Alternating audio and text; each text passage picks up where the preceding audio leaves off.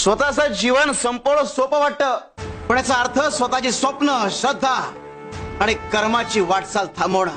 अरे आयुष्यात संकट येतील, अपमान होईल, पण त्या प्रत्येक क्षणी देव तुमचं बळ वाढवेल। अरे शरीर, मन, आत्मा ही सगळी परमेश्वराची देणगी आहे आणि आत्मघात म्हणजे परमेश्वराच्या कृपेचा अवमान।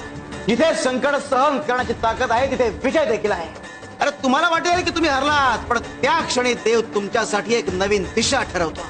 जीवनाच्या प्रत्येक वळणावर, प्रत्येक अडथळ्यावर जो स्वतःवर विश्वास ठेवतो तोच परमेश्वराला अधिक प्रिय आहे। स्वतःवरचा विश्वास आणि परमेश्वराची कृपा यांची जोड असेल तर आयुष्य शाश्वत होता। लढा, कारण संघर्षाचं फळ एक कायम गोड असतं आणि जिथे श्रद्धा तिथे परमेश्वर।